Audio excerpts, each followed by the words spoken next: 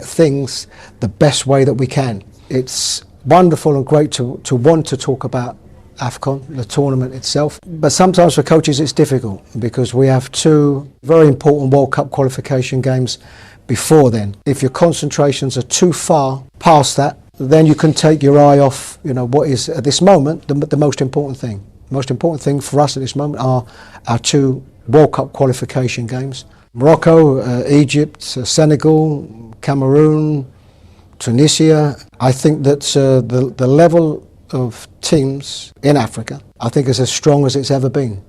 I really do. I think there are so many now, so many more players playing at big clubs in Europe and on the world stage. Joy 99.7 FM. Well, that was Coach Chris Houghton, and he's been a subject of conversation in the past 2 or 3 days, and it's because of some feelers that we were getting from the corridors of the FA and the sports ministry about a possible relieving of his job. Well, that is behind us now because it's been confirmed that that will not happen. However, it's just, started a conversation about, the technical arm of the Black Stars team. What can we do? What can we do to support? And what can be done to remedy the situation? Remember that the Black Stars did not win their games against the US and Mexico, and those were very big tests, especially considering that they are looking forward to using all of these games to seeing how the team will look and will feel ahead of the Africa Cup of Nations. And most importantly as well, the qualification series that will be starting in a couple of days, for the next FIFA World Cup to be hosted by USA, Mexico, the USA, Mexico, and the USA, Mexico, and the next FIFA World Cup. Canada. Losing your trend of thought sometimes. Well, let's just start off the conversations in a bit. We're going to be reaching our guests virtually this afternoon, and they will be bringing perspectives to this conversation. Everybody has been observing from different places, and because of that, everybody has thoughts to share on this particular subject. I will be sharing with you some messages that I got on my personal Facebook wall, after I just put out a very simple question about whether it is strategically a good thing to,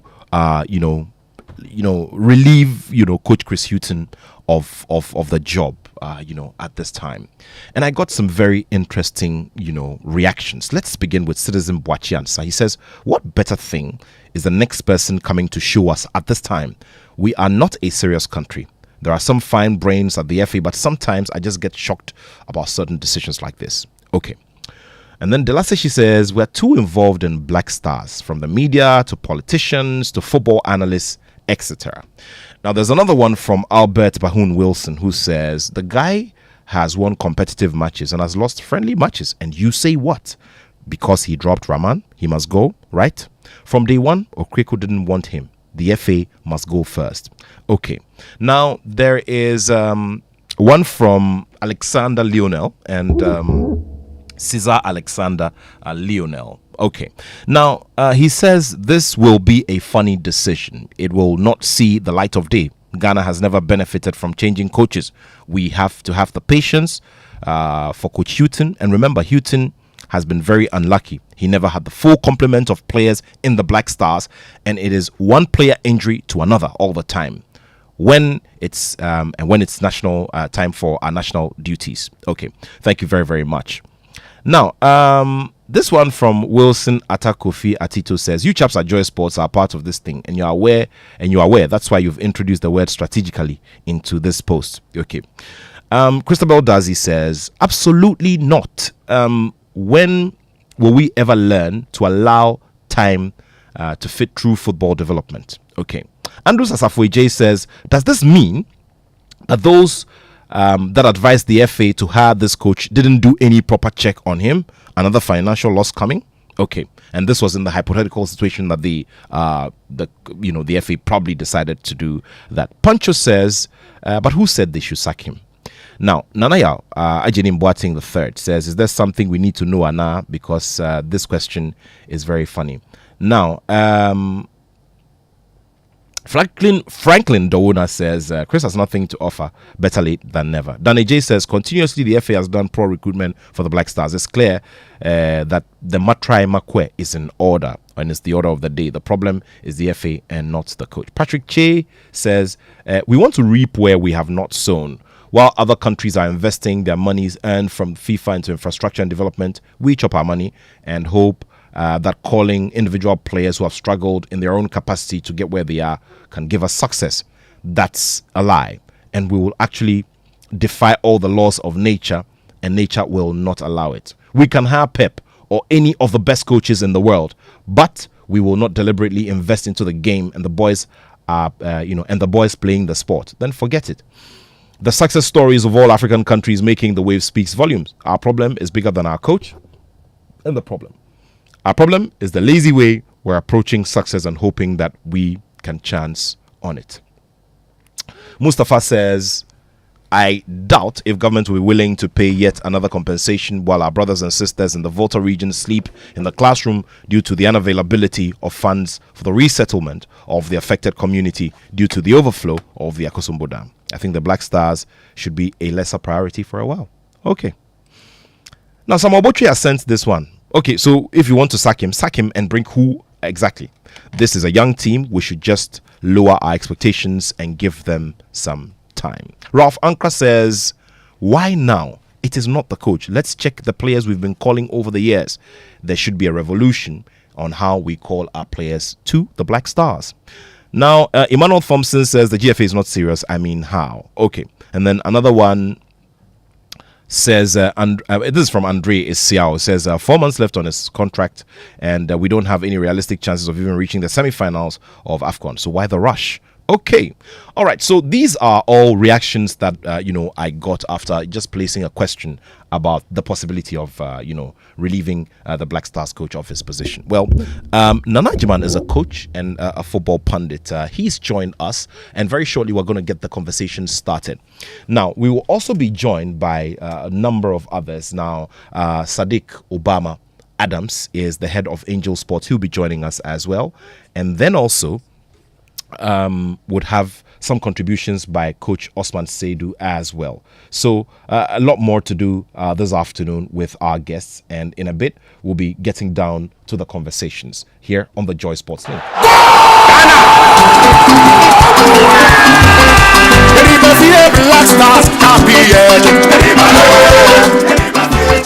By fire, by force,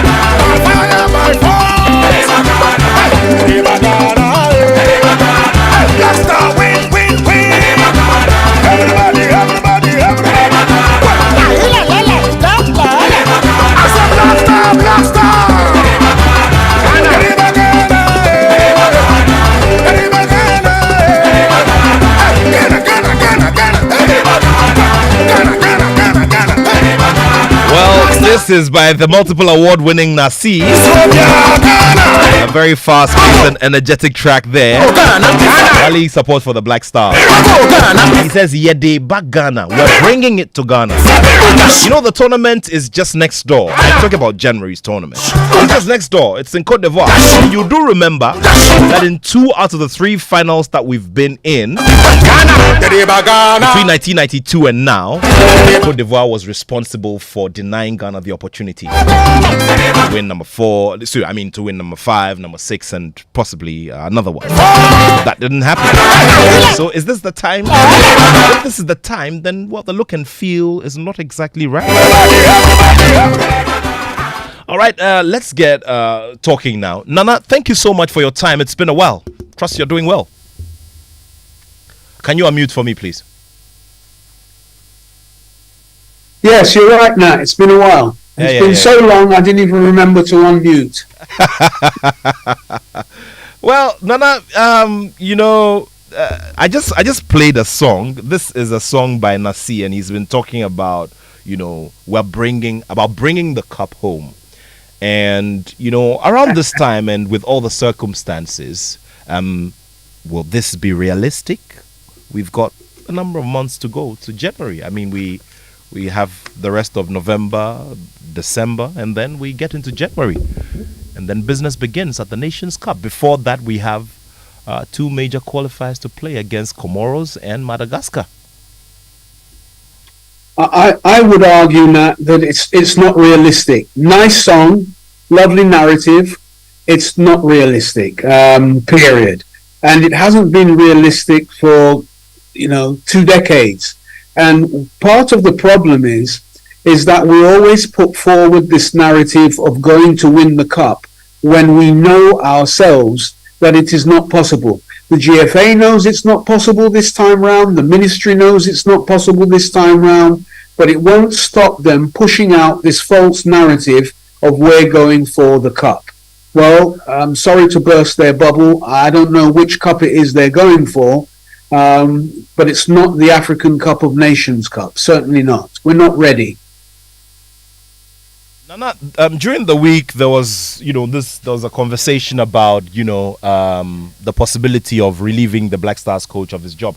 That created a certain level of alarm, and this was also based on, conversations that journalists picked in the background, between the FA and the Youth and Sports Ministry, and I mean, loads and loads of reasons have been given. I mean, one of them being the fact that two of the previous coaches are also still owed monies and all of that, and that won't be too prudent to go into this. Besides, we have major international assignments staring us in the face.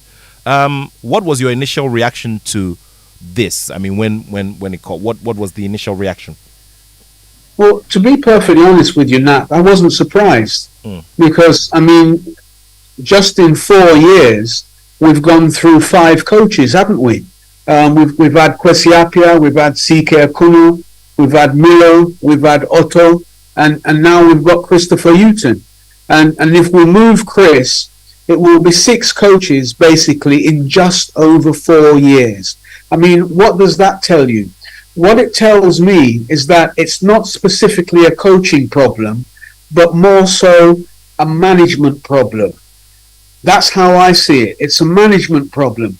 That's the reason why we're getting rid of these coaches every single time so quickly. Because in terms of the long-term objective, nothing is there.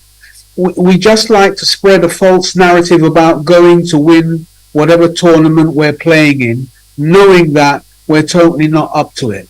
So I wasn't alarmed, and nobody should be alarmed because it's normal. As I've told you, this will be the 6th coach in just over 4 years. That's like 1.2 coach a year. You understand what I'm saying to you? So there's nothing to be alarmed about. The fact of the matter is that those who are managing our senior national team are not doing a very good job because they are the lowest common denominator when it comes to the issue of getting rid of coaches. They are the problem. They themselves are the problem, and they require introspection because they are doing things that are not right, that are causing disaffection between them and the coach, and then prompting a parting of ways even before contract is done. Look, I can tell you on authority that the management team are not happy with the way that the coach expresses himself in the changing room. And I can also tell you on authority that the vast majority of the players are not listening to the coach either. I can tell you that on authority. They're not listening to the coach? They're not listening to the coach. They're not listening to the coach. The coach doesn't take responsibility in terms of naming players who are not carrying their weight. He insists that no one is to blame. It's a team effort, blah, blah, blah. And, these boys are exposed to other coaches out there. And that's not the way their coaches talk to them. And so they've lost a bit of respect for the coach.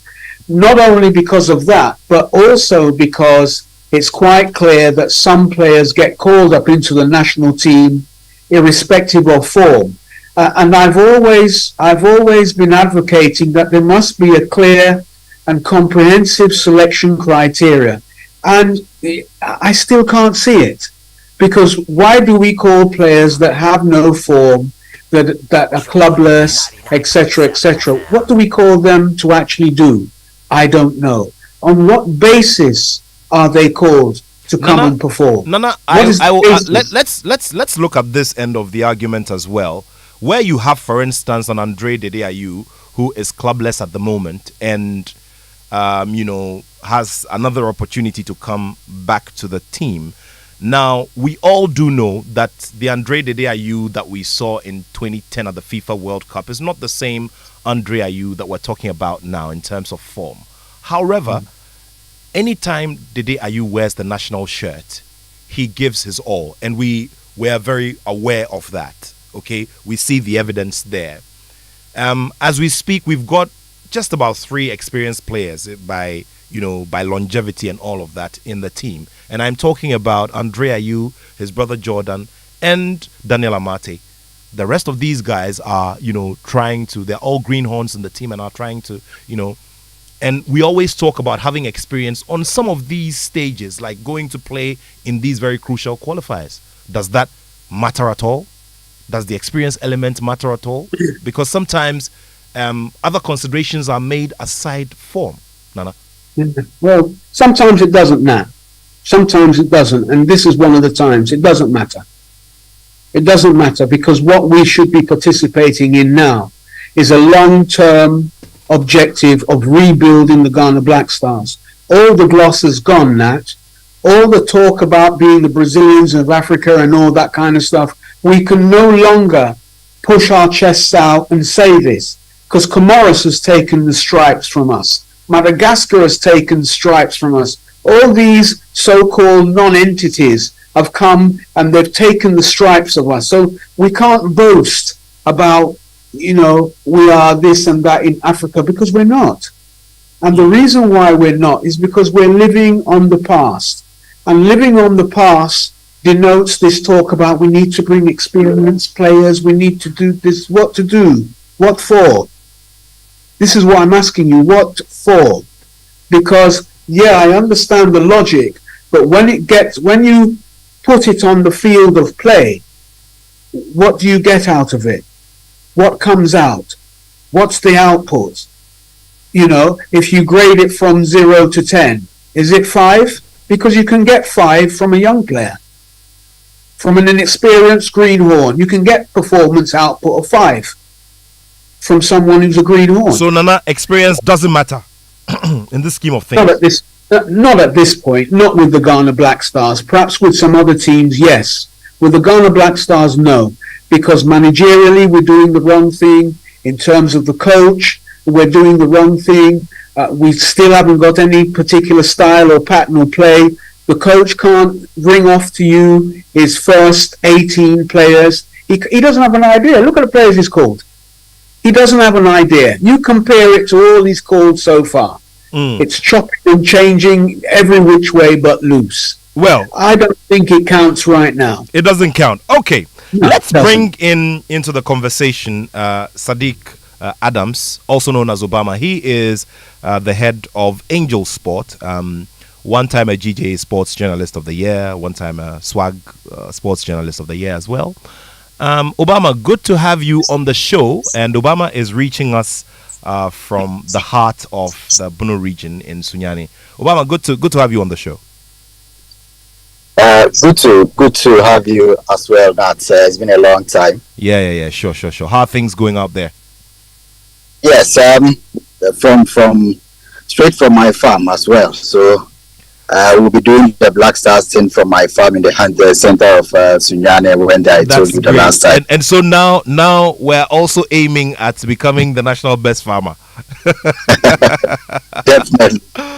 Look, Sadiq, you also followed the events during the week, and you put out a post on all your main handles that you had confirmed that the FA was not going to go ahead with any decision to relieve Chris Houghton of his job. But it all brings out certain things that probably may be hidden that we may not be focusing on, which probably could be hurting the team at this time, right?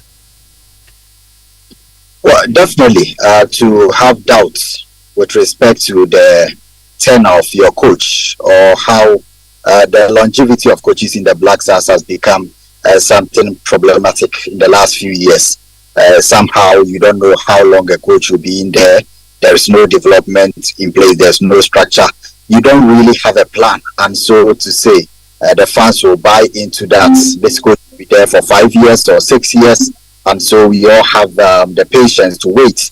That's definitely lacking. So when with 2 months to the African Cup of Nations, you have doubts and uncertainties surrounding the stay of the national team head coach. That's a problem that we need to deal with. This is similar to how the situation with respect to the last AFCON, when we had to sack CK Akono with few months or say weeks to the start of the AFCON, and we saw the results of the embarrassing exits in Cameroon.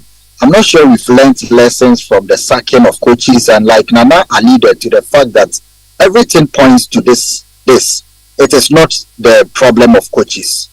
The situation with national team coaches has become very insignificant to whatever is wrong with the Black Stars. We have come to know that it is not about the sacking of the coaches. They may be a problem. I'm not saying that Chris Houghton or any other coach in charge of the Black Stars has been excellent, but point has been well made over the years that the sacking of the national team coaches for poor performance that has characterized the team for all these years is not as a result of the coaches. We have a structural defect. We lack the requisite players to compete at the top level. We lack substantially in terms of management. We lack finances, or we have mismanaged our finances. We don't have a long-term plan. And so we think that the quick fix is to sack coaches, make them the scapegoats. Everybody blames the coach by themselves. Everyone in this country is a coach. But we come to the point that those who appreciate the situation more, those who have been in the deep and depth of the Black Stars and football in general in this country, will understand that there is time for all of us to make a tacit admission that the national team coaching problem is not the one that largely affects the performance of the team. We have a problem in general affecting all facets of our football, and you cannot have a very good Black Stars team when your football fundamentals are weak. The national team performance will expose you, and exactly what has been transpiring with the Black Stars, with the Black Satellites, with the Black Queens, and all the national teams in recent times. So the point is that I wasn't too much enthused with the circulation in the media of the sacking of Chris Houghton, that the FA is not satisfied with his job. We all know that the FA cannot be satisfied, and nobody is satisfied with the work of the FA either. So it is not about the coach. I think that we have very deep-seated problems with our football, and in order to fix it, we must admit and start fixing them, and stop going around this musical chairs of this coach goes and this coach comes. And like I said in that write-up, Nat, with this current structure and design of the Black Stars, not even Pep Guardiola will be half his better self in that team. Pep Guardiola will struggle to win matches with the Black Stars. So if they sack Chris Houghton and bring in Pep Guardiola, this is a coach that we should all be trusting to come and transform the team. But I don't think that I don't think that Chris Houghton, sacking Chris Houghton and bringing in Pep Guardiola will make any substantial changes to the nature of the team at this point now. I'll just give you. Well, so you're still here on the Joy Sports Link on Joy 99.7 FM. Nana Ajiman, and Sadiq Obama Adams all contributing to this conversation. You can also contribute. Remember, it's 055-11-11997. That's our WhatsApp line. I know you have massive thoughts to share with us. I shared some of them with you at the early stage of the of the show. And so you join us. Let's have this conversation together. Remember that around 1:30, we're also going to, activate the phone line so that you can join us. In a bit, we'll also be crossing over to London, where our man George Attoh Jr. will be joining us. He's been following the team, running commentary on some key games that the Black Stars have played over the period, and has thoughts to share with us on this particular subject. Well, a round of messages, and after that, we delve into more into the conversation about experience and how it does or doesn't matter. And this is according to Nanajiman. He says that at this time of the Black Stars and their lifespan, they do not need, what we call experience in the team. Well, do you also agree? I'll be posing that question to Sadiq Adams as well, so that he gives me his perspective on this particular conversation. I mean, this is coming up because of Andre Ayew's inclusion in the team, and how some have raised the conversation about his clubless status and all of that. This is the Joy Sports Link. Africa's biggest football clubs, Africa's biggest football stars, our culture, our people, our vibe, our joy, our style, our celebrations. It's 23 days of Champions football action, plus $14.4 million in prize money. Catch all the games streaming at www.AFL Africa and on FIFA Plus. The game starts Friday, October 20th, to the finals on Saturday, 11th of November. The African Football League, our game, our home. It's Africa's time. Now let's shine together. Yepe mule, yepe mula, yepe mule, yepe mula, yepe money. Introducing Pick 4 from Game Park Games, the easiest lottery to play and win. Pick 4 numbers from 0 to 9 up to 3 times a day to become one of our daily winners. More moolah, more power. Play online at www.gameparkgames.com or dial *946# to play. Game Park Games is regulated by the National Lottery Authority, not for persons under 18. Play responsibly. Pick 4 from Game Park Games. More moolah, more power. More moolah, more power indeed. And I'll be telling you how you can, get yourself in the winning mode, especially if you sign on. I'll tell you about that in a bit. But let's get back to the conversations. Let's now talk about the players who have been invited for this particular encounter. But before that, I'd like Sadiq to also tell me where he stands on the subject of having a bit of experience. And I'm going to refer to a comment that was made by the FA's communications director. I'm talking about Henry Asante Chum, and he spoke to our sister station Love FM in Kumasi. And this is what he said, quote, "Per the current squad, the senior players in the team are Amate, Jordan, and Richard Ofori, and they are not so many. So if you need someone who has the experience to urge the younger ones on, I don't think there is any other aside Andre Ayew," unquote. And this is assigned to Henry Asante Chum, who's justifying Andre Ayew's call up to the Black Stars at a time when he is clubless. Sadiq, can you also just tell me where you also stand on this particular part of the conversation? Well, I believe that we need experience in the team, even when the time is ripe for the rebuilding of the entire squad. You cannot build the squad by having very young players. We know the consequences of having only young players in the team. And for some of the few snipers of information I've had from the Black Stars camp when they played the 2 friendly games in US, it looks like the team lacked leadership, both on the field and off the field, and no coach.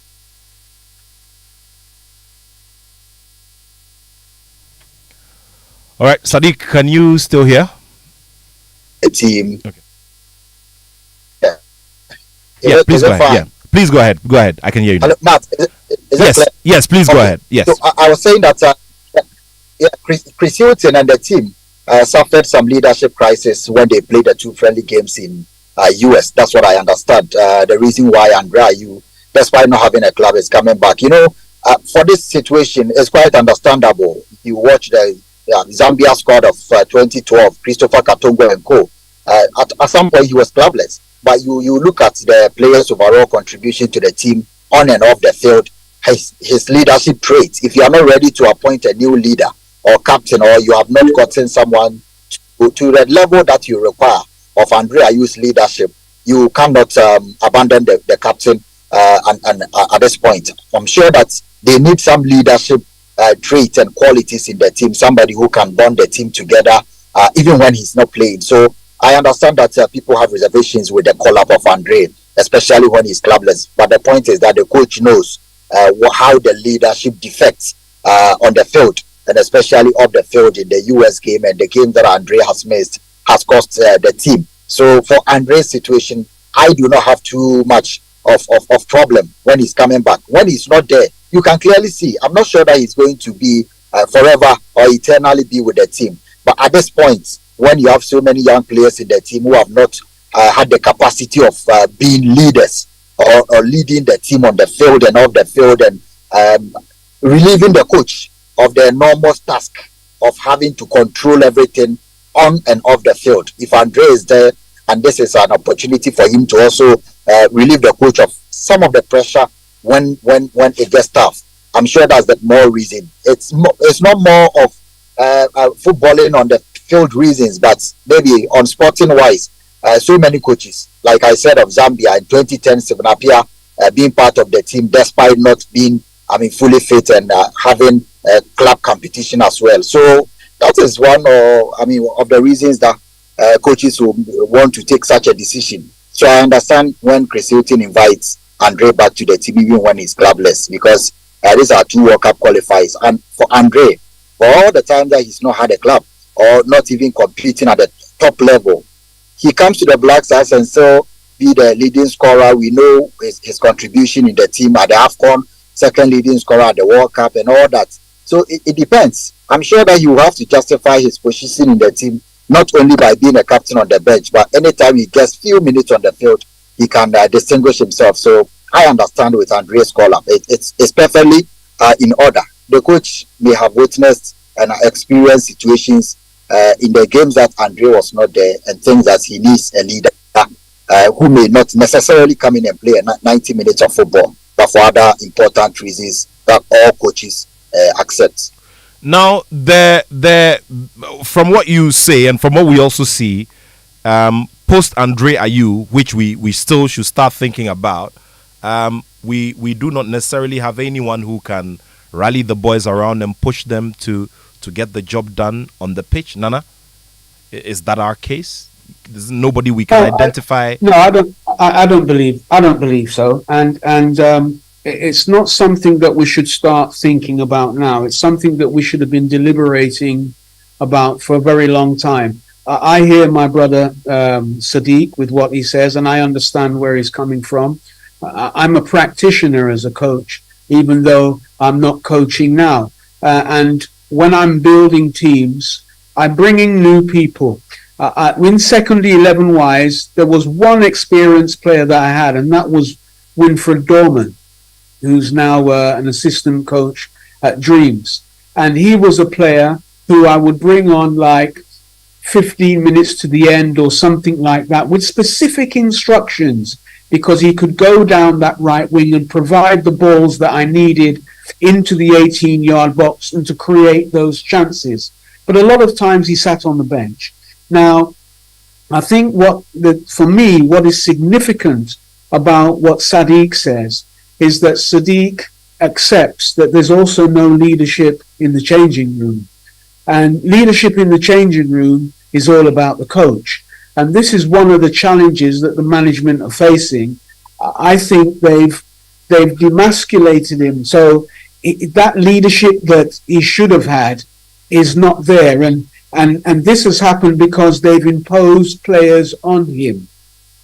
So whereas he should be in a position where he can say, okay, this is a young player, he hasn't been on this scene before, but I will encourage him and nurture him as a leader and try to build around him as a team leader. None of this has ever happened. None of this has happened. And that's why we see that, we must go back to whoever was there before and bring them there. because we've not tried to nurture any leadership from any of the players there. You understand? And this is what is supposed to be happening. You've got a young squad. You can't tell me the young squad can't play because they don't have someone who has been playing in that team for the past 10 years. Of course not. The coach is there to nurture and develop the player's mentality, to nurture and develop the player's capacity and his ability to play football on the field of play. But it's not happening. And it hasn't happened for a long time because we keep saying, oh, we must have some experience. Daniel Amati. Okay, so he's experienced. Come and watch him when we're playing. Come and watch him. Come and watch him play when we're playing. And the mistakes that are emanating from him, yeah, he's experienced. We talk about Christopher Katanga, but look, let's face it. The man had an impact, didn't he, Sadiq? He had real impact in the game when he was playing. It's not just saying, oh, we'll include him because he's experienced, but the impact is minimum. Because that's what we're going to be getting now. We're going to be getting a minimum impact from an experienced player because the ability and the capacity, etc., we know is not there. I'm growing old. Look at my grey hair. I'm going old.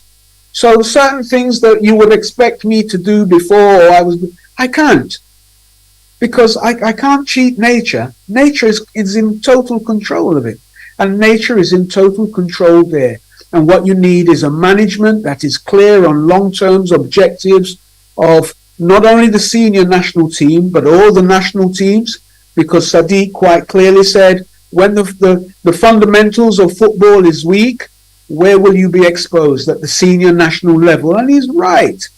He's right. Because all the other levels are not working in. They're non-functioning. We don't have academy. We don't have anything. The one person who said he come and produce a blueprint, he's gone. Who is going to implement the blueprint?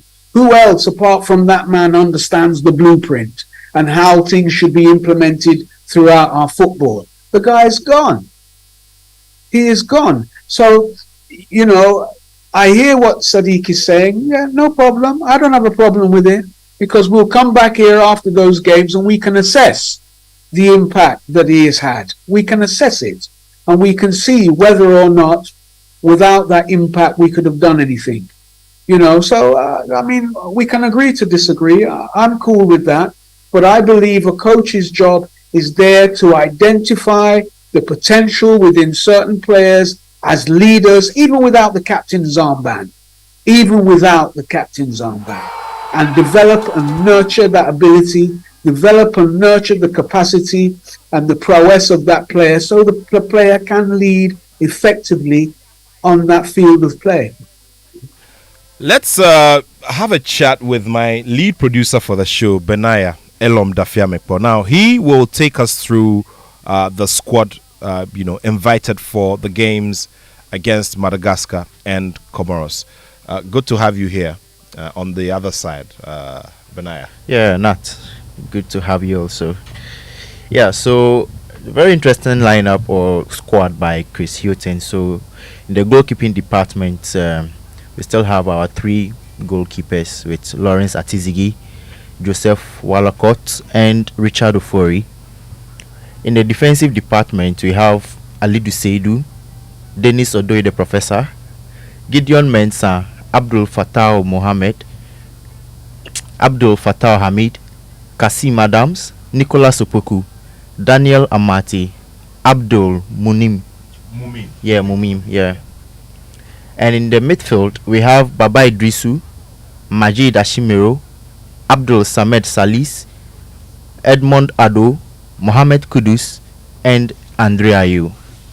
For the wingers, we also have Osman Bukari, Joseph Pencil, Ernest Noama, Jordan Ayew, Kamaldeen Sulemana. And for the attack, we have Inaki Williams, Antoine Semenyo, and Jonathan Soa to make up the full squad. The full squad. Okay, so let's go to you. Sadiq. Sadiq, this is standard, isn't it? We should be able to pull something off with a squad like this.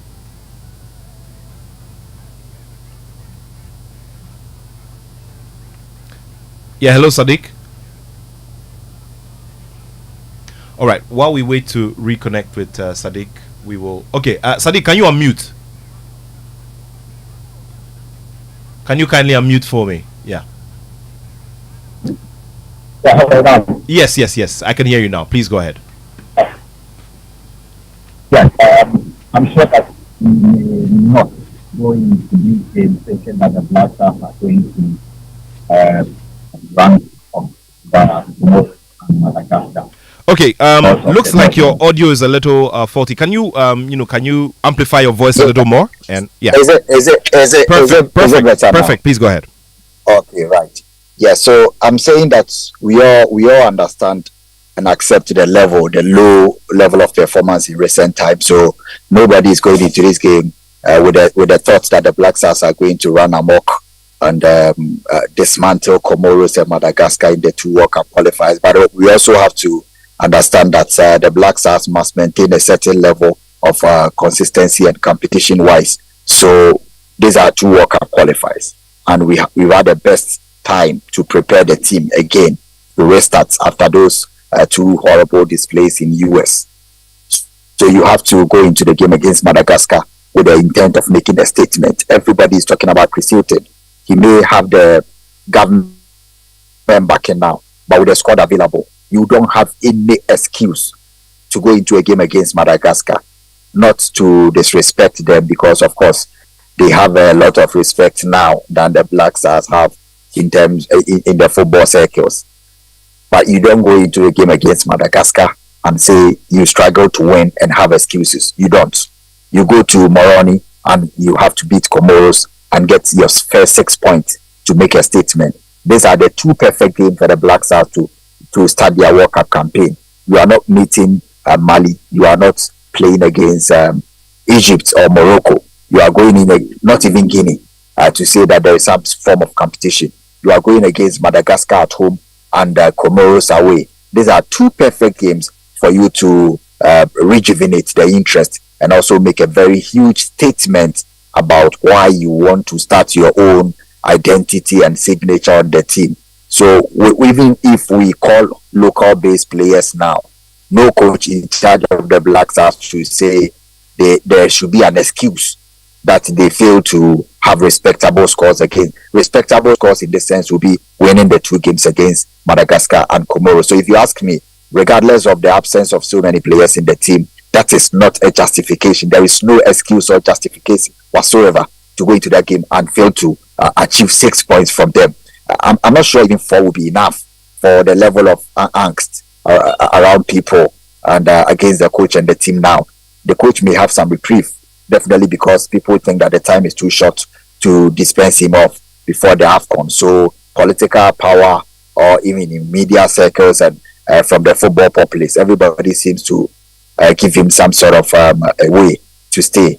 So he's had some window and to plan the team ahead of the AFCON. And to me, you may not get better games to make a statement and reduce the tension around the team than against Madagascar in Kumasi and Comoros in Moroni. We don't have any excuse now. We just have to go into these 2 games and win. There is no political power. There is no fan support that is going to be consistent without the coach winning. Nobody likes Chris Houghton for where he's coached or whatever he's done in the past. The only thing that can save him going forward is to start winning games and winning them impressively. So there is no excuse in these 2 games. No excuse in these 2 games, indeed. Now, there are scenarios that are very, very likely. The scenarios where we would will record losses. I mean, from a Ghanaian perspective, nobody is looking at that. But in the instance, or in the unlikely instance that happens, then obviously it will bring back the conversation about relieving him, right? Yeah, of course. With the Black Stars, any defeat to Hermino in football, so to say, like Comoros or Madagascar, will spell doom for any coach in charge. That's exactly what happened to Milovara. There was no way you were going to keep your job losing to Comoros. That's a headline. So the spotlight will always be on you, a negative spotlight for that matter. So in the case of a loss, especially against Madagascar at home, or even a draw, will bring back. They will just conversation will resurface, and of course, deservedly, you cannot lose or draw against Madagascar at home in a World Cup qualifier and expect that people will praise you. So they will come. But my point is, at this point in time, economically, like financially, and in footballing terms, sacking a coach a month and so to the AFCON will not make any football sense or will not make any economic sense. We still owe coaches. And like I'm saying, you can't bring in any better coach at this point who will come and succeed, except that he's a spirit or Confanoche incarnate. There is nobody who is coming to the national team at this point to make any transformational changes around the Black Stars for them to win the AFCON or become a favorite. So that conversation will come, all right, but we have to look at the bigger picture. But like I said, I don't even want to imagine the scenario you've created. We just have to win all the 2 games to make our impending access to the World Cup in 2026 very possible. We have to start on a good note. So the scenario are right, but I don't even want to imagine. But if it happens, I'm sure that the coach will know his job is really on the line. Now, you made mention of the situation with debts to these past coaches of the Black Stars, and Nana, I'd want you to tackle this for me. That we're in 2023 and we're still having these conversations about coaches who are owed. I mean, irrespective of the circumstances, I do not believe that we should be having such statistics on our books administratively. I don't know what you think. Well, it's indicative of the dilemma that we're in. It's an all-round issue. I mean, it's not just, should we use this experienced player? It's not just, should the coach be sacked if he loses against Comoros? There's a whole issue about management, about where we're going. As Sadiq said, the fundamentals of Ghanaian football are weak. And this is how it exposes itself. This is how it comes to the fore. And I'm sorry, but unfortunately, from Kwesi Antechi's time until now, the philosophy in terms of the way how we view our football has not changed at all. It hasn't changed. We're more interested in selling players as soon, as quickly as possible, more than anything else. We're not interested in developing. That's why you look at our own league, and we can't even include 2 or 3 or 4 players there because it's not a part of the plan. And we only start thinking about that when myself and Sadiq and other punters get up and start making a lot of noise. Then you'll see the coach, he's at Breakum, he's watching a match. He's at here, he's watching a match. But there's nothing really, it's just all PR. So the fact that we're in a situation where we owe these coaches, once again, it shouldn't be of any surprise because the Ministry of Sports don't know what they're doing when it comes to sport in general anyway. You just put somebody there because he's political or whatever, and he's there. He knows nothing. The current sports minister, he knows nothing. Past sports ministers, they've known nothing. But they have been there. But that will be Nana. But that will be. You'd have to. I mean, if you just make a blanket open statement like that, it will not be fair to any of those ministers. I mean, to say that they know nothing. I don't want to be fair to them. I'm not here to be fair to them. Well, but you've asked me a question and I'm answering it. Okay, but on what basis, Nana? On what basis do you say no? Yeah, tell me. No. You tell me. So it is on what basis you're saying all past sports ministers and the current sports minister do not know nothing? No, not all. But you just said all. In recent times. From whose era to whose era? Right. Because if I'm a past sports minister and I'm listening to the Joy Sports link, I'll ask myself, okay, so who is he talking? Is he referring to my era? And then I start looking at, my policy direction, what I was able to execute, and all of that. So whose era to whose era, Nana? Look, in this dispensation right now, the sportsmen, you don't make one. When we had Muhammad's administration, the sports ministers, they don't make one. They don't make one. I'm telling you, they don't make one. They brought nothing to the table. Nothing, especially when it comes to football. We saw where the interest lies. It's in the money. What are you telling me? Look at the fiasco in 2014 or whatever, Brazil and blah, blah, blah. Look at what happened there. You're going to tell me some sportsman is going to come and say, you look at his policy direction, and look at what policy direction. They're only interested in money.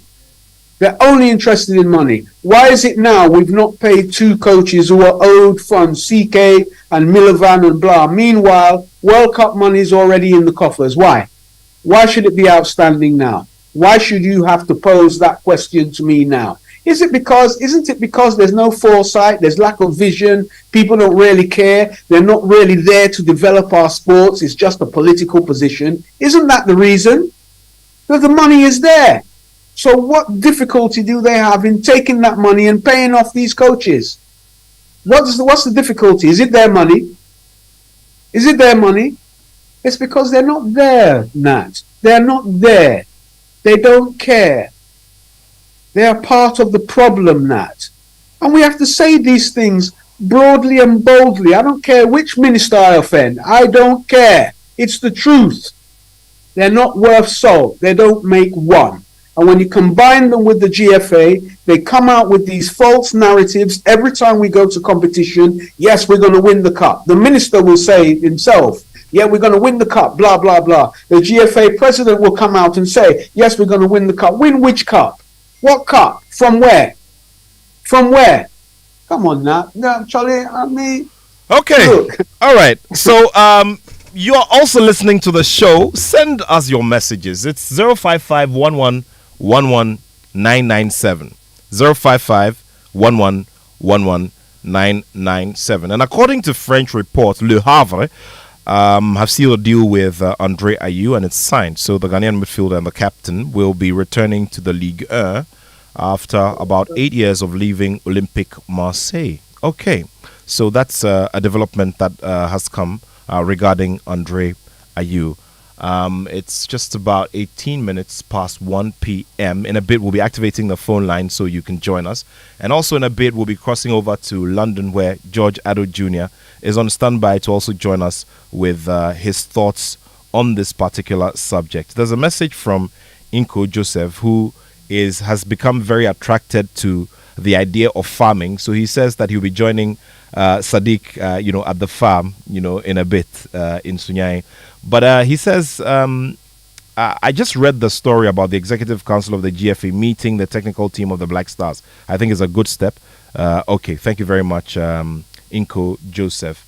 And Inko always likes to salute the Director General of SNIT, Dr. John Oforitin-Krang. Inko, very soon you should be given some promotion of some sort. Anyway, that's just by the by.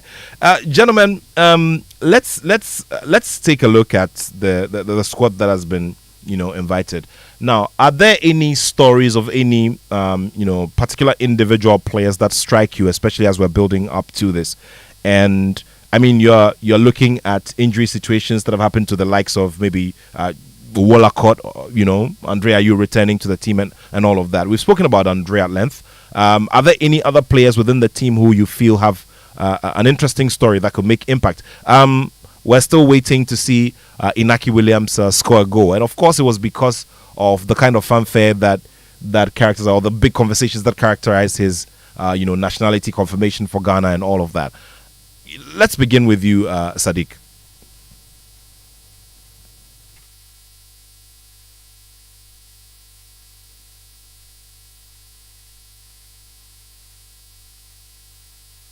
Yes, Sadiq, can you hear me?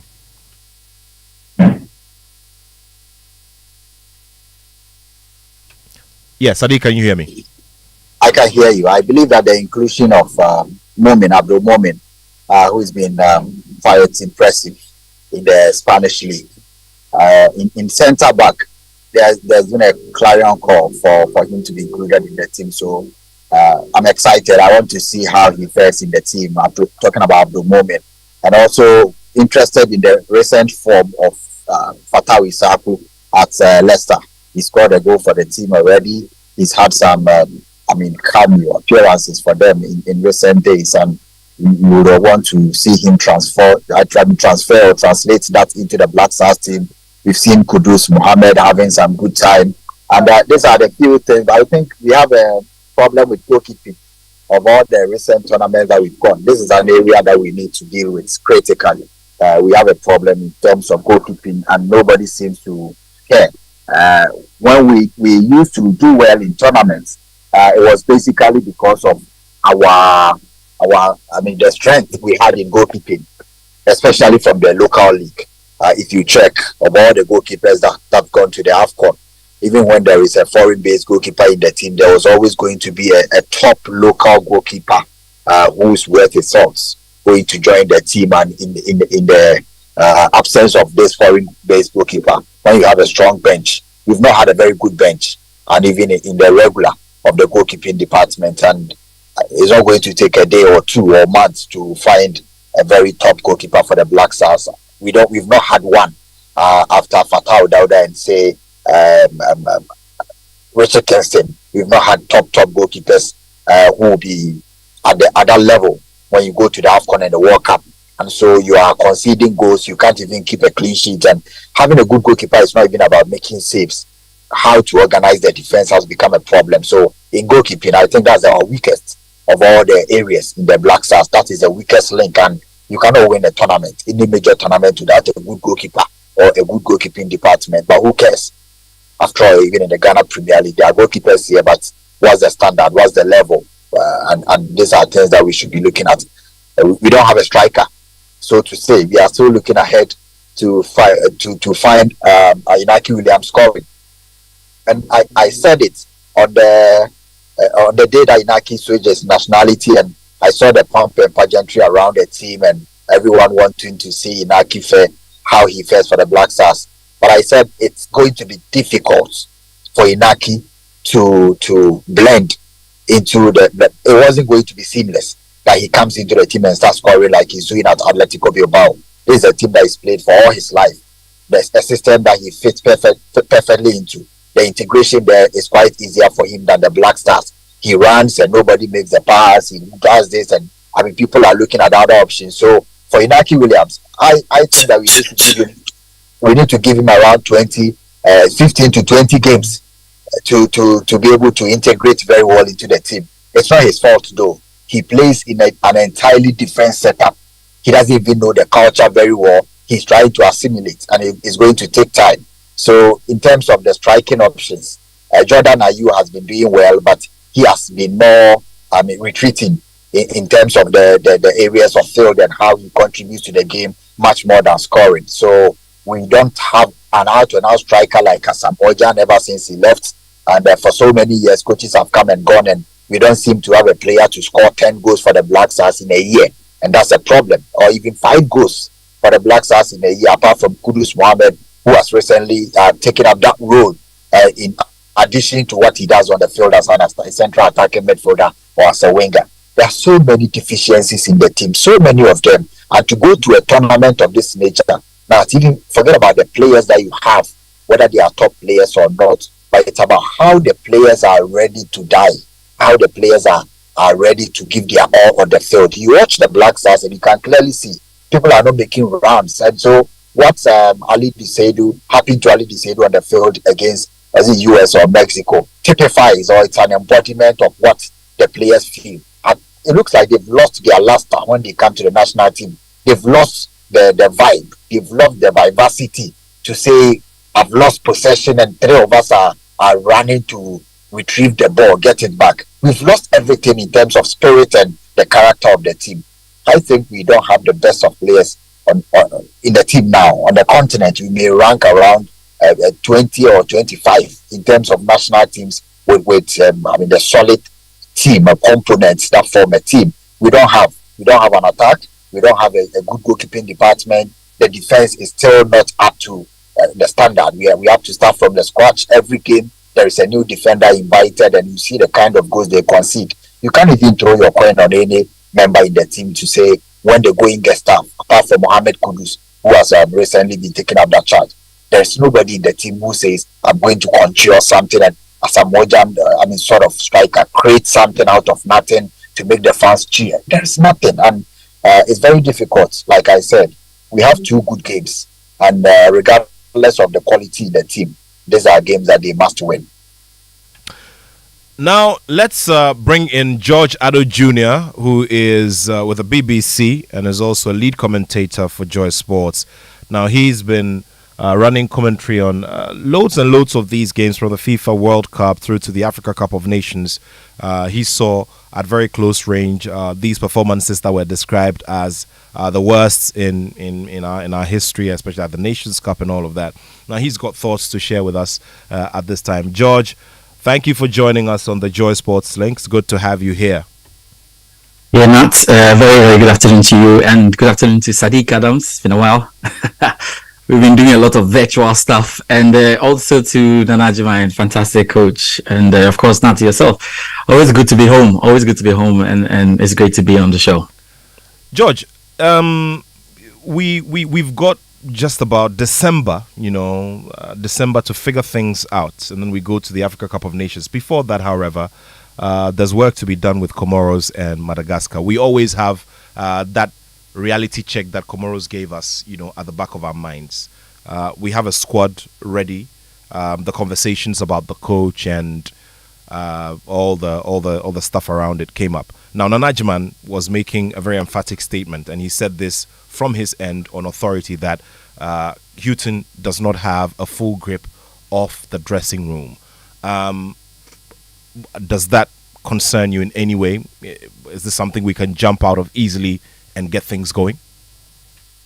I think it's really, really tough. And listening to Sadiq, he's just enumerating the problems that we have had. And as I'll say that we have left it too late, in putting together a very good structure that would deliver the talents we're looking for.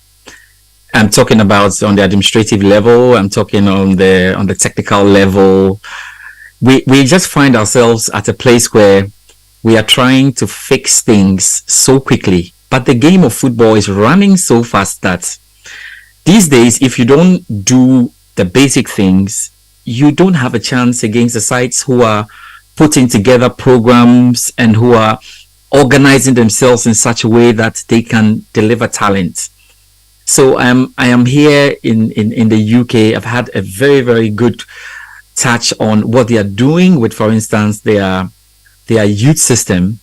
And I can say confidently that for the next 6 years or 8 years, England will continue to produce players like Jude Bellingham. You'll continue to produce wonderful players like we have seen their national team, because they have put in the work and they are reaping.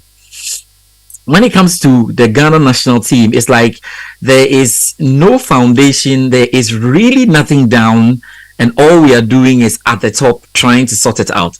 I had a close interview, Nat, with I don't know if you remember him.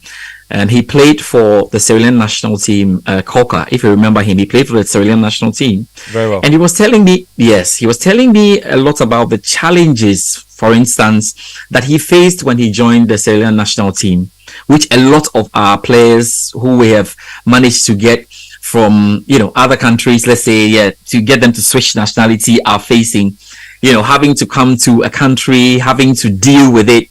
And the fact that there's even no department that seeks to attend to the needs of these players when they come into it. So for me, I'd say, first of all, we are in a deep end, and it's going to be very, very difficult for us to come out.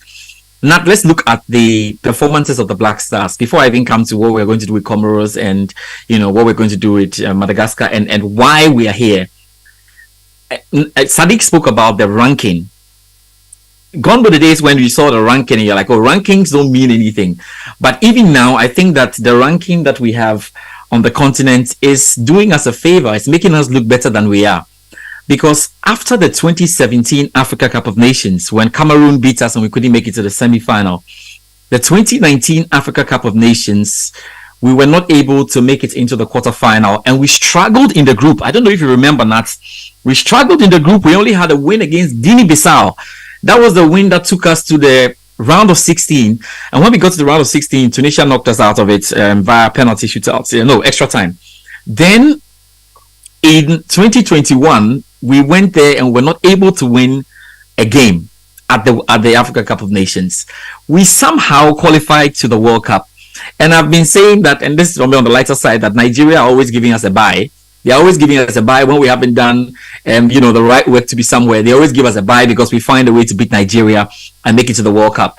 You look at the kind of teams that we have been losing to, or the kinds of teams that we have not been able to beat.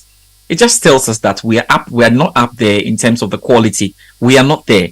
Right from defense straight into attack, we are not there, and we have compounded our woes by trying to look for the short fixes, trying to get a striker in to come and score goals, trying to get a player here, a player there.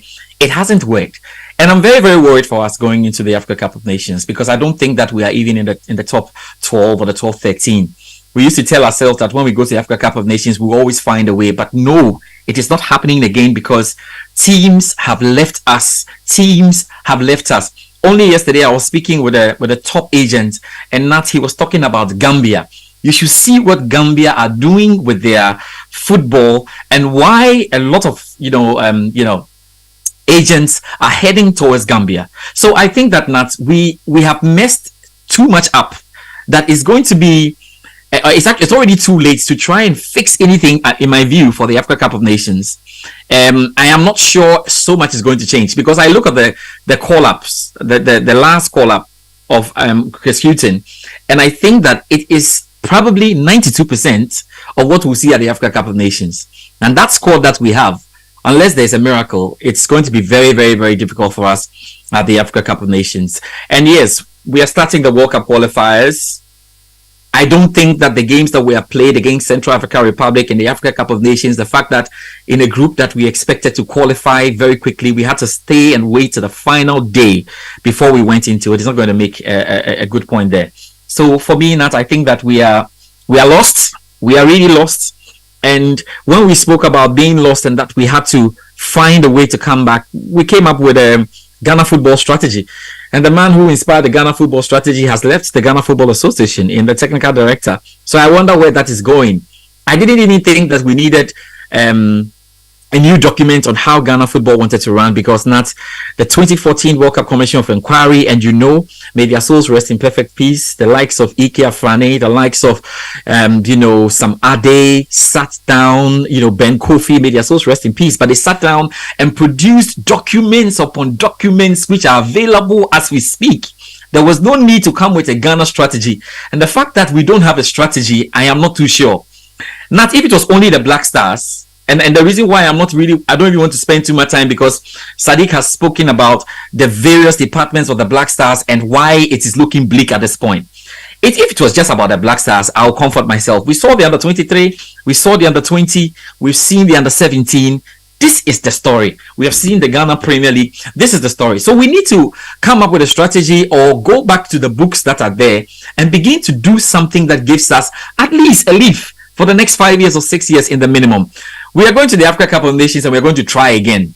But so far as I'm concerned, we are more years away from winning the Africa Cup of Nations than we were in 2018 or than we were in 2008 and 2010. We have gone so far back, and there are so many quality teams in the mix at the moment that it's going to be really, really difficult for us to go and win it. And if we go and win the Africa Cup of Nations, it is going to be one. It's just going to be one. It's going to be a fluke. And that means that we cannot replicate it.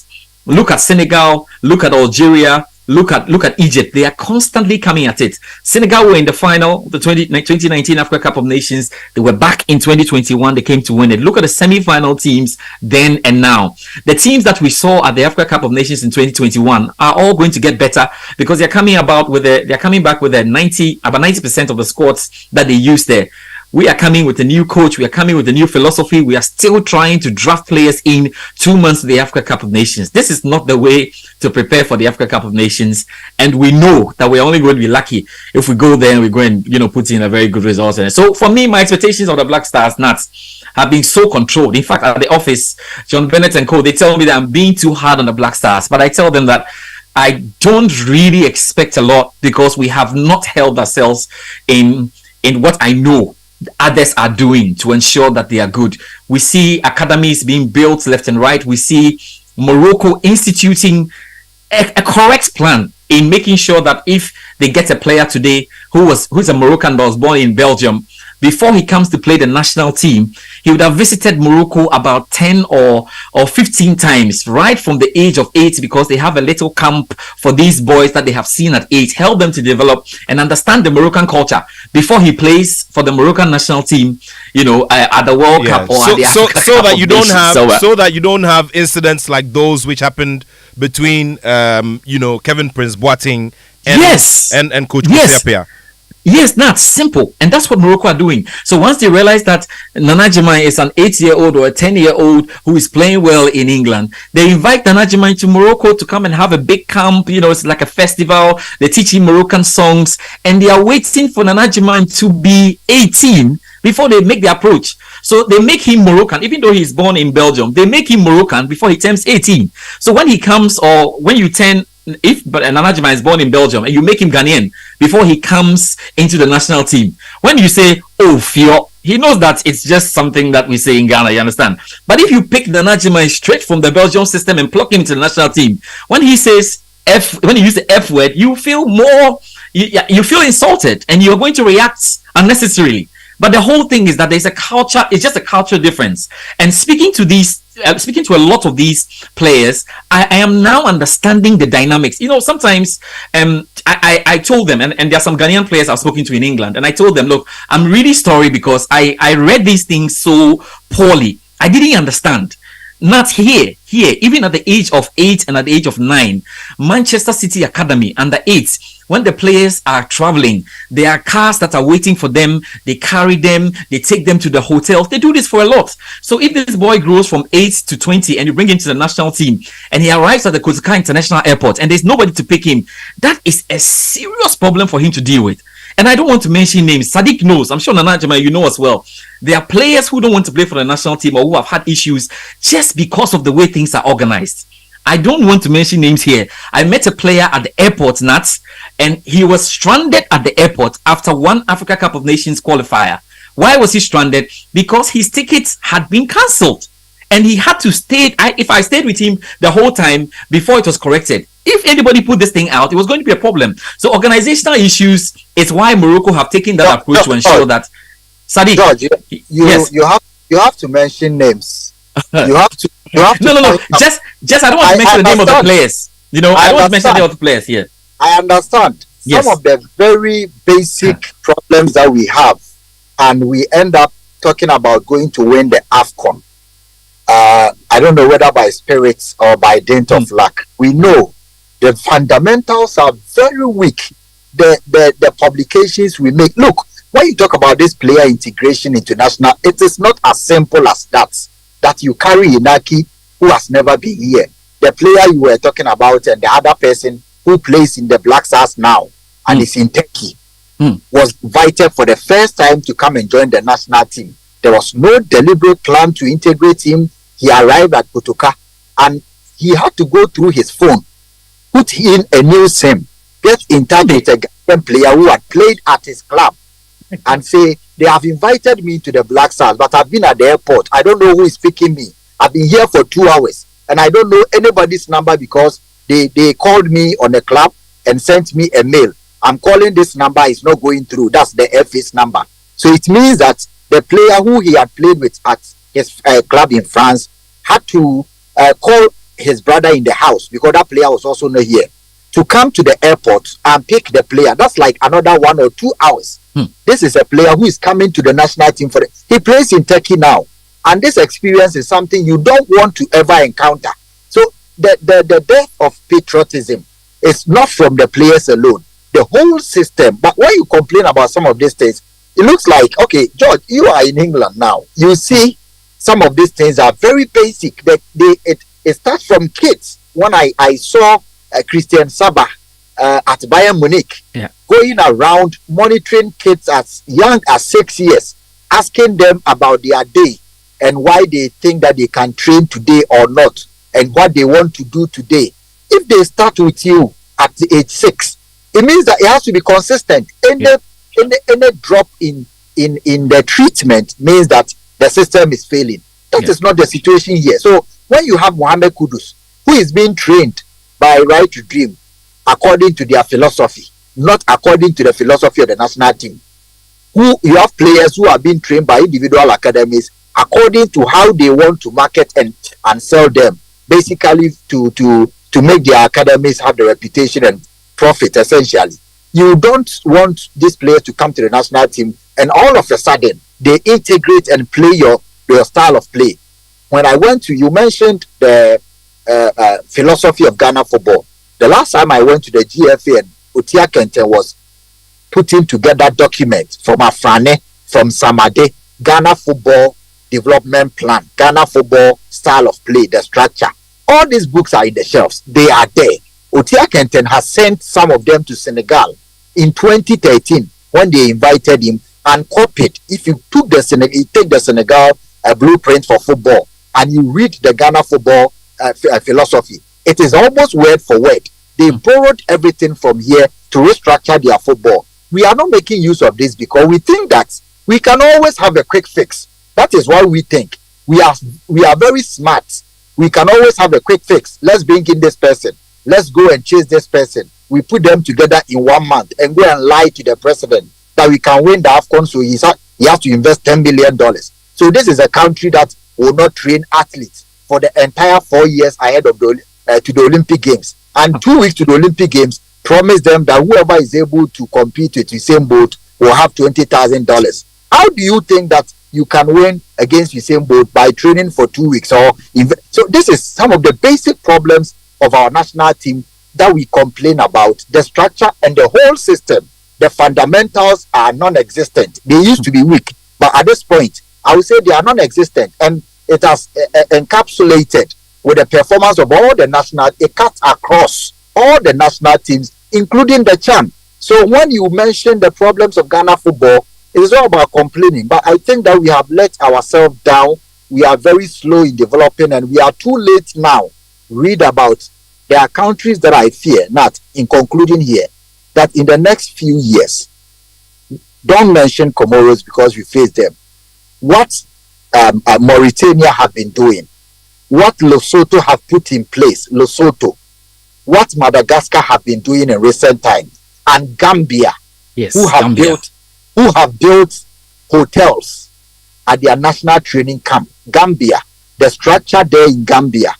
I'm not sure that in the next few years, with this current system, the Black Stars will be able to compete. It's all about documents. It's all about slogans.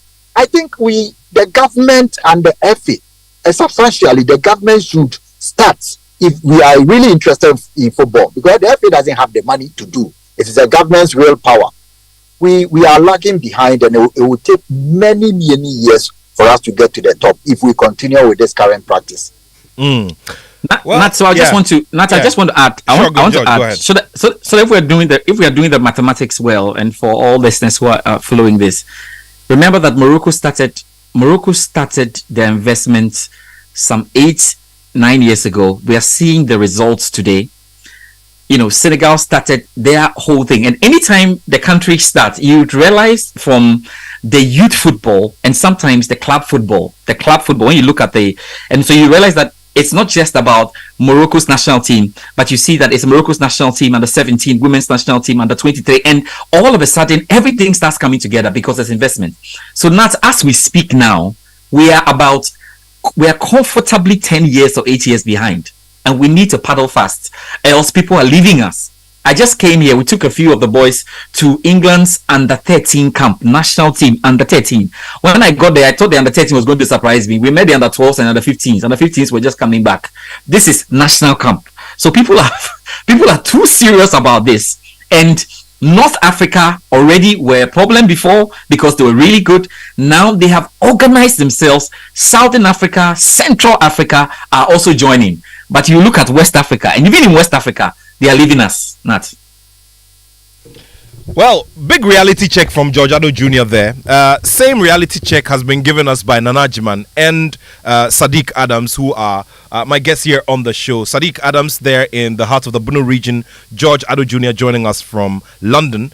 And Nana Ajiman here from the heart of the capital, Accra, here on the Joy Sports Link on Joy 99.7 FM. In a few moments, I'll be activating the phone line so that you can join us. Greetings to Dr. Daniel Macaulay, listening to the show. Magdan, good afternoon to you. Magdan. Yes, sir. Yeah.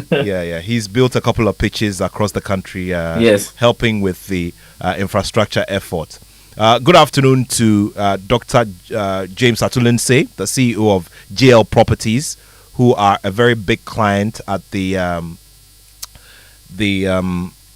Habitat Fair put together by Joy News and Ecobank, and it's coming up in a fortnight's time.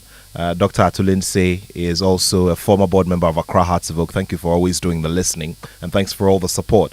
So let me just tell you about cash. You know, everybody works around cash, and cash is very important. You know, organizing the national teams, like George has said, is cash.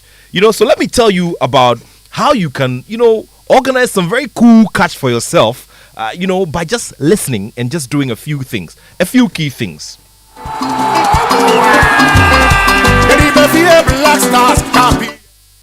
You know that eagerly anticipated Pick One game has arrived with a very big bang. So you can choose from your favorite number from 1 to 36. Stick and get ready for the excitement as we unveil the lucky number. Prepare yourself to unleash even more moolah by taking just staking from 1 Ghana cedis to 350 Ghana cedis. So you can win 26 times your stake on the amazing Pick One game by Game Park. All you need to do, and this is the very simple instruction, dial *946# on all networks and go via our website and download the Game Park app on www.gameparkgames.com and watch the live draws on our Dome TV. There was one earlier today, it's 9 a.m. and there was one at midday as well. So you have to do everything in your power to watch the 6 p.m. draw. Okay? Very, very simple. *946# on all networks. Game Park, more moolah, more power. Remember, this game is regulated by the National Lottery Authority and it's not for persons under the age of 18. Play responsibly.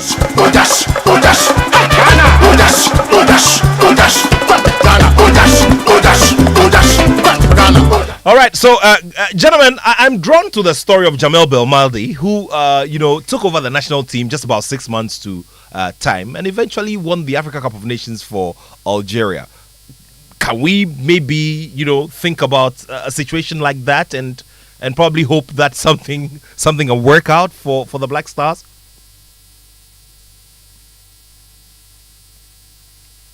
George, go ahead.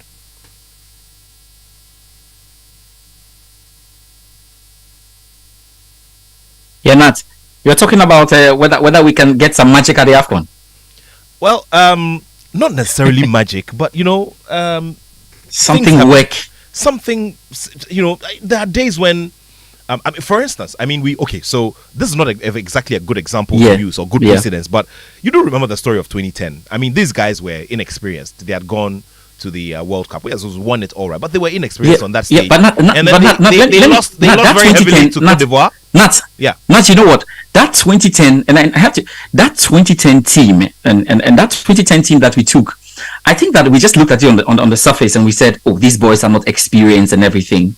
But if you look at the under 20 boys who were added to the squad that was sent to the Africa Cup of Nations, they had started playing together from like 2007. They had played together for about two years coming up, or even 3 years before they came in there. Remember that they did not only win the World Cup, but they were good enough to win the Africa Championship. So it tells you a story that was building up and coming there. So even those boys had something. Yes, the experience was a big thing, but amongst them at the Africa Cup of Nations, it's probably the first time where I'll say that we had a whole team effort where there was unity in camp per their own narrations about how the tournament went. Because you had Olele, you had Asamoah Gyan, and these guys were able to galvanize the boys and they stuck to doing the simple things.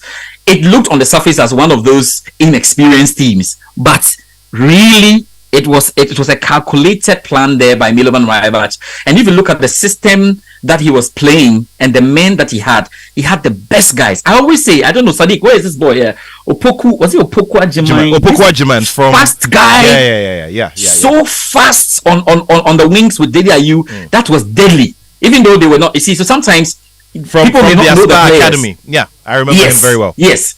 Sometimes people may not know the players, on the African scene, but if you look at the performance of the boys and the duty that they were giving to do at that Africa Cup of Nations, I'm sure it's probably one of our very tactical Africa Cup of Nations. That 2010 Africa Cup of Nations, you have a very good look at it. So even that one, Nat, I'll say, was not out of the blue. It wasn't out of the blue. And you know the stories from 2006, 2008. 2006, you realize that the AFCON, we had issues. But when we came back to the World Cup, yes, because the team had been together for such a long time to 2005 and they qualified for the for the World Cup. We had a slight problem there at the AFCON, but they came good at the World Cup. And so once you haven't put in the work, it's a problem. The problem that Sadiq was describing is that we don't see players, Black Stars players, wanting to run for the ball, wanting to tackle, wanting to have a challenge. It's even difficult to see the boys stringing passes.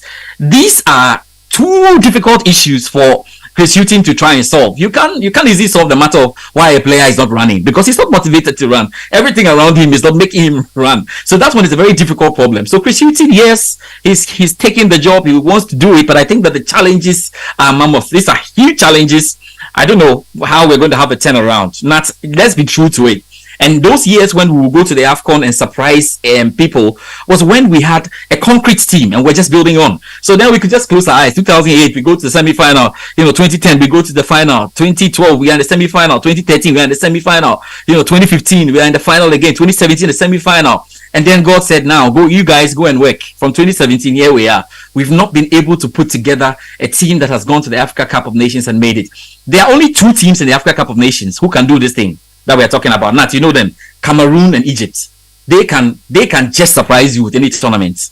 They can. I mean, that's it. At the same time, they can also be poor. But basically, if there are teams that can come to the AFCON with a very poor form and bad form, and they can make it work out, it's Cameroon and Egypt. That's what I can say. And we I'm not expecting too much. And we saw Cameroon resurrect a little too late at the FIFA World Cup, beating Brazil. Very, very impressive result, but of course it wasn't enough to keep them in the competition. Well, let's activate the phone lines. Let's get a few thoughts from you out there. It's 0302 216 541, 0302 216 541, 0302 216 541, and 055 1111 997. Join us and let's hear your thoughts as well about the way forward for the Black Stars. Practically, realistically, it's not exactly looking too good for us. But, we probably may have to rely on experience and, something beyond football, maybe. That's why the experienced players in the Black Stars now. Where are the experienced players? Did I use experienced player? Jordan, I use experienced player, yes? Sure, yeah. Richard Ofori and maybe, and of course, Daniel Amate, yeah. Yeah. It's not even enough, the experience. Okay, gentlemen, before we come for the final thoughts, let's get on the phone line. Hello, good afternoon. Hello, good afternoon. Thank you for joining us on the show. Hello. Yes, I can hear you. Please go. Yeah. Abu Mohammed from Japan. It is raining where I am, that's why. First of all, I agree with all that Nana Ajiman has said. If it is a shirt, tell him I carry wear. And then secondly, the guy number 9, Opoku, the discipline. It is a discipline that Milovan was able to instill in the team. That also contributed to that success. So we also need discipline. Much as we want experienced guys, what we lack is discipline. Discipline was what carried us to Germany during the time of Doha. Remember what happened between him and Sami Kufuor then. So we should give credit to them because of the discipline they were able to instill in the team. Thank you very much. Thank you very much. 0302 216 541, 0302 216 541, and 055 1111 997. All right, so let's go to Nana for his final comments. Nana, tough time. I mean, from a fan's perspective, you would have wished that something was different. Okay, let's get Sadiq first. Sadiq, if you can hear me, let's do your final thoughts on this subject as we look forward to wrapping up.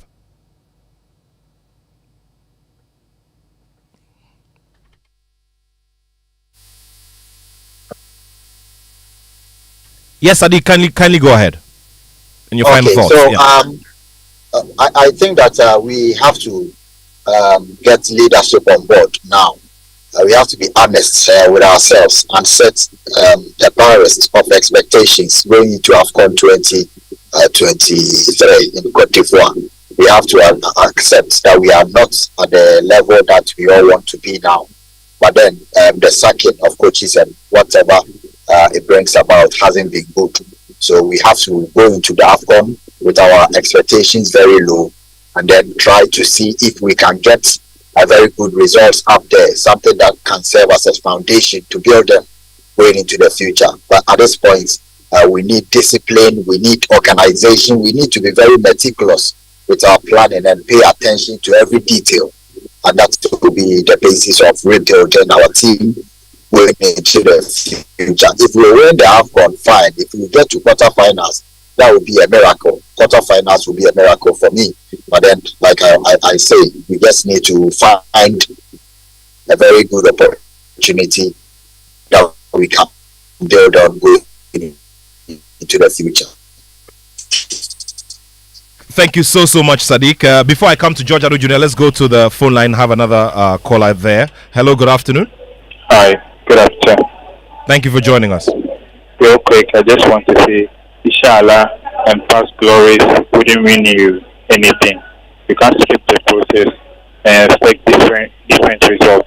I agree with everything that I said, especially the pathway, the kind of people we put in the various sports ministries. It's just for political purposes, not necessarily people who understand exactly why they are being put in there. If they understood exactly why they were being put in there, our sports system wouldn't be what it is today. We are just talking about football and the Black Stars. Just look at all the other aspects, athletics and all the others, and see the state of how it is. The football, not we pay attention to grammar. Look at how it is. How much more the others. You can't skip the process. You can't cheat it. You will begin to start and do the right things from the basics. 10 years for George has been saying 10, 15 years to come. It will still be the same thing. Good afternoon. Good afternoon. What's your name anyway? You forgot to tell me your name. Nana, thank you so much, Nana. Have a wonderful weekend. All right, so George, let's come to you for your final thoughts within the next minute. Yeah, we wish the Black Stars the best. I mean, the hopes are not high, and we have to be honest with ourselves. We are no more there. But it will take a very honest approach. We have to speak the truth to ourselves, and we have to be, for once, we must decide that we are going along a project and wait for it to yield results, like we saw the late Ben Kofi do with that 5-year, 6-year plan. That actually helped us to have the best moment in our football. So can we go back to that and ensure that is happening? And it's a holistic approach, and it must be spearheaded by government. Everything that's happening here in the UK is not happening just because of the FA or just because of some individuals, like, McDonald is putting up pictures. It's all great, but that's to an extent. That's all to an extent. Even if the FA decides, that's all to an extent. Government wills the power and must be able to lead the way and carry the FA along.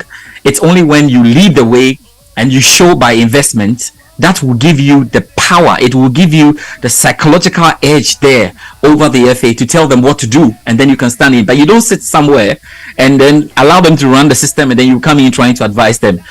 I hope that we are able to pick it up from here and make sure that we can get things working. If not, I'm not too sure.